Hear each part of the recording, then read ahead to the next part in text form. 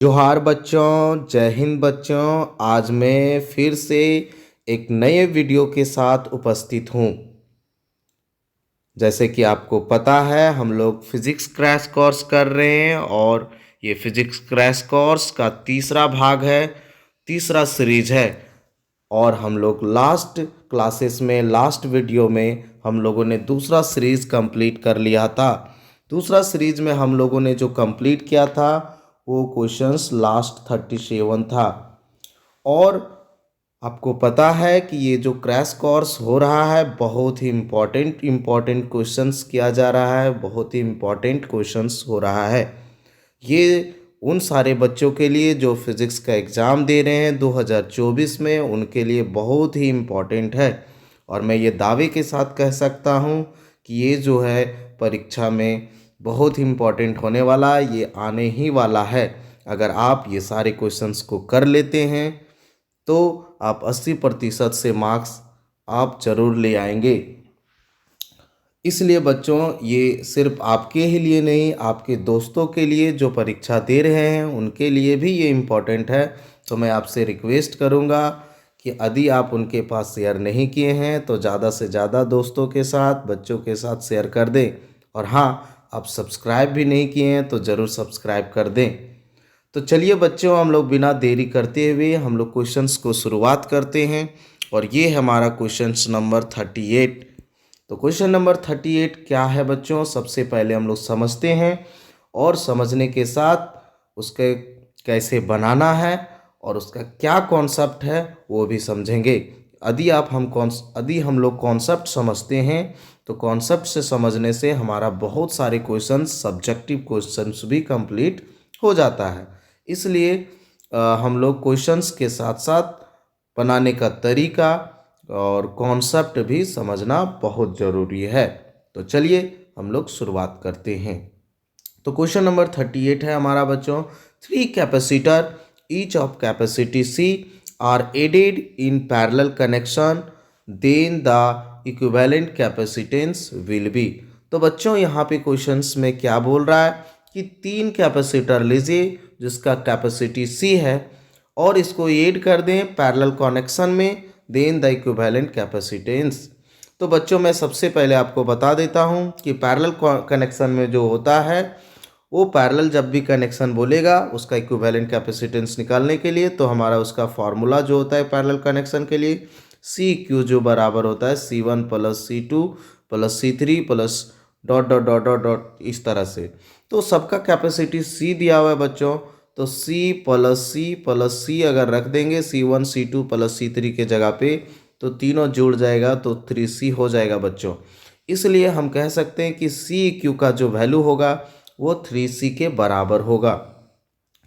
और यही अगर क्वेश्चंस में सीरीज कॉम्बिनेशन बोला जाता बच्चों तो सीरीज कॉम्बिनेशन के लिए जो फॉर्मूला हो जाता है 1/C क्यू, 1/C क्यू बराबर होता है 1/C1 plus 1/C2 plus 1/C3, इस तरह से चलते जाएगा बच्चों। ये अगर सीरीज कॉम्बिनेशन होता तो, लेकिन यहाँ पे सीरीज कॉम्बिनेशन नहीं बोल रहा है, यहाँ पे बोल रहा है पैरेलल कॉम्बिनेशन, पैरेलल कनेक्शन।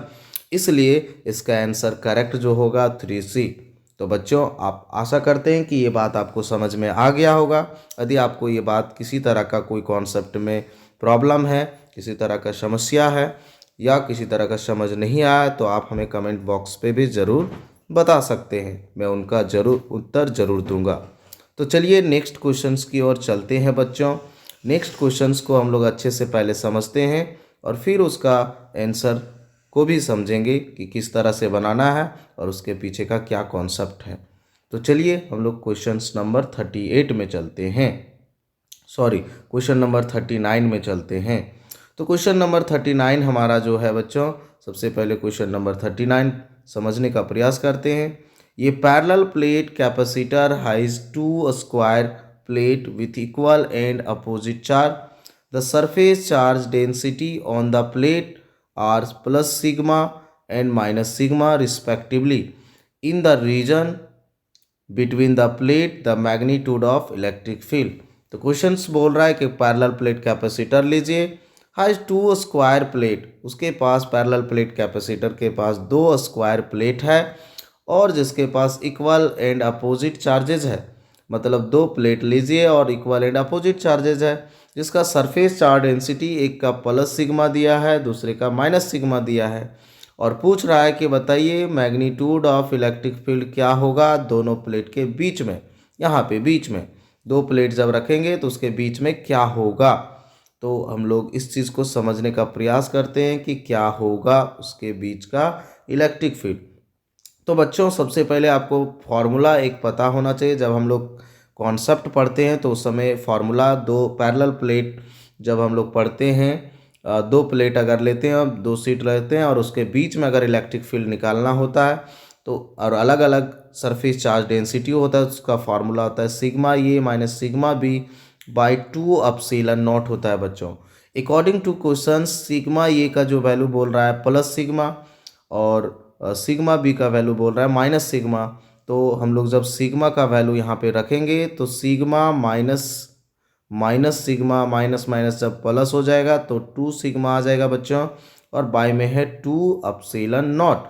तो 2 अपसिलन नॉट हम लोग लिखेंगे तो 2 सिग्मा बाई 2 अपसिलन नॉट, जब इसको कैंसिल करेंगे तो सिग्मा बाय अपसिलन नॉट होगा बच्चों। तो एक बात हमेशा ध्यान रखना कि यहाँ पे अगर कोई भी दो प्लेट दे दिया दो सीट दे दिया उसके बीच का इलेक्ट्रिक फील्ड बोला जाएगा, charge density equal and opposite बोल रहा है, तो वैसे केसेस में जो इलेक्ट्रिक फील्ड का वैल्यू आता है सिग्मा बाय अपसिलन नॉट। इसका बहुत यूज है, आगे हम लोग किए थे कॉन्सेप्ट में जब हम पढ़ रहे थे तो वहाँ पे कहीं कहीं पे इसका यूज भी होता है। तो इसलिए ध्यान में रखेंगे दो अगर प्लेट के बीच में अगर इलेक्ट्रिक फील्ड निकालने के लिए बोला जाएगा तो वैसे केसेस में हम लोग ध्यान में रखेंगे सिग्मा बाय अपसिलन नॉट होता है।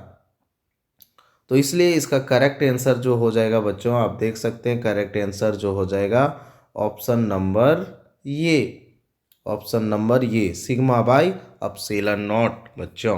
तो चलिए हम लोग नेक्स्ट क्वेश्चंस की ओर चलते हैं। नेक्स्ट जो क्वेश्चंस है हमारा क्या है वो पहले समझते हैं।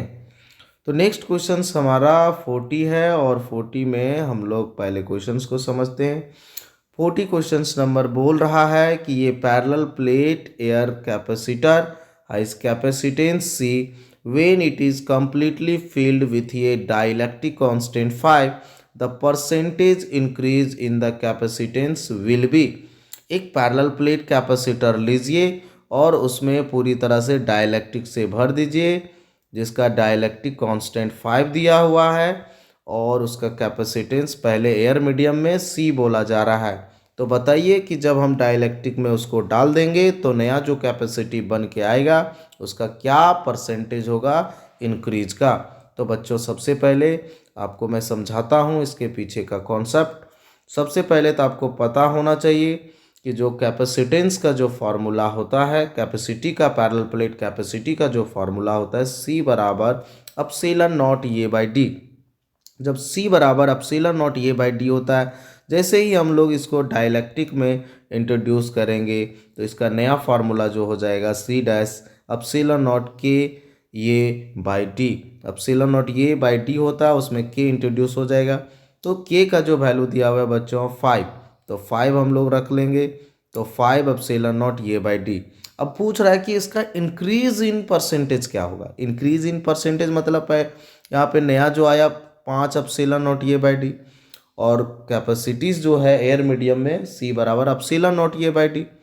तो 5 अपसिलन नॉट ये बाई डी में इंक्रीज कितना हुआ, पहले अपसिलन नॉट ये बाई डी था अब हो गया 5 अपसिलन नॉट ये बाई, तो 4 का इंक्रीज हो रहा 4 अपसिलन नॉट ये बाई डी। तो इंक्रीज इन जो हो जाएगा बच्चों वो हमारा 4 अपसिलन नॉट ये बाई डी हो जाएगा। तो यहाँ पे देख सकते हैं 4 अपसिलन नॉट ये by D change in increase in C capacitance. तो परसेंटेज क्या होगा, तो परसेंटेज इंक्रीज इन कैपेसिटेंस जो होगा 4 अपसिलन नॉट ये बाई डी अपसिलन नॉट ये बाई डी इंटू 100। जब इसको कैंसिल करेंगे अपसिलन नॉट ये बाई डी कट जाएगा और 4 इंटू 100 कर देंगे तो 400% हो जाएगा बच्चों। इसलिए इसका करेक्ट आंसर जो हो जाएगा 400%, option number C, option number C. आशा करते हैं कि ये बातें समझ में आ रहा होगा। यदि आपको कोई प्रॉब्लम है तो आप हमें कमेंट बॉक्स में ज़रूर कह सकते हैं। तो चलिए क्वेश्चन नंबर 41 में चलते हैं। तो क्वेश्चन नंबर 41 जो हमारा बोल रहा है, 41 जो होगा, the energy stored per unit volume between two plates of A parallel plate capacitor. तो पैरेलल प्लेट कैपेसिटर्स के बीच में energy stored per unit volume क्या होगा बच्चों? तो एनर्जी पर यूनिट वॉल्यूम कहने का मतलब हुआ कि एनर्जी बटा वॉल्यूम। तो पैरेलल प्लेट कैपेसिटर के केसेस में जब एनर्जी स्टोर्ड होता है तो एनर्जी जो स्टोर्ड होता है हाफ सी बी स्क्वायर, आप ध्यान में रखेंगे बच्चों, हाफ सी बी स्क्वायर। जब half C V square energy stored होगा तो उस प्लेट का मान लेते हैं कि वॉल्यूम जो है एरिया इंटू डी लिखेंगे। तो हाफ सी वी स्क्वायर, तो सी वी का स्क्वायर का हम लोग वैल्यू पुट करेंगे बच्चों। तो सी वी का स्क्वायर पुट करेंगे, सी का पैरेलल प्लेट का होता है epsilon not a by D, और भी का जो वैल्यू होता है E into D, E square into D square हो जाएगा, E square into D square हो जाएगा, और एरिया इंटू डी लिखें। तो यहाँ से कैंसिल जब करेंगे बच्चों, एरिया से एरिया कैंसिल हो जाएगा, डी स्क्वायर से डी स्क्वायर कैंसिल हो जाएगा, तो बचेगा फाइनली क्या, half epsilon not E square.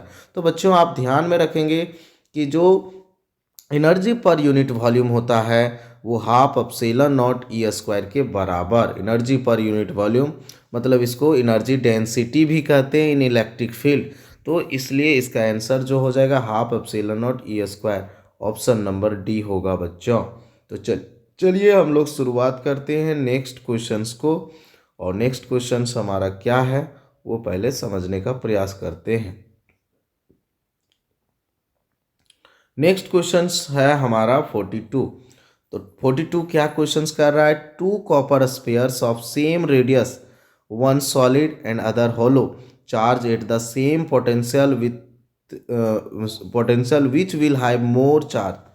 तो बोल रहा है कि दो कॉपर स्पेयर लिए जिसका रेडियस सेम लीजिए, और एक को बोला जा रहा है सॉलिड है, दूसरा एक होलो है, मतलब एक ही स्पेयर है बट एक स्पेयर को बोला जा रहा है होलो है और एक बोला जा रहा है सॉलिड है। मतलब सॉलिड आप समझते होंगे, सॉलिड का मतलब जैसे लोहे का गेंद, तो इसके अंदर में पूरा मटेरियल होगा, होलो का मतलब अंदर में कुछ नहीं होगा, खोखला होगा।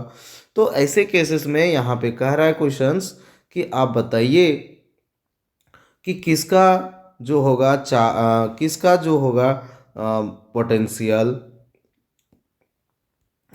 किसका जो चार्ज जो अगर पोटेंशियल सेम है तो किसका चार्ज जो होगा ज़्यादा होगा, किसके पास चार्ज ज़्यादा होगा, विच विल हैव मोर चार्ज, किसके पास चार्ज ज़्यादा होगा, सॉलिड स्पेयर्स, ऑप्शन ये जो दिया हुआ है solid spheres, hollow sphere, both will have equal charge and none.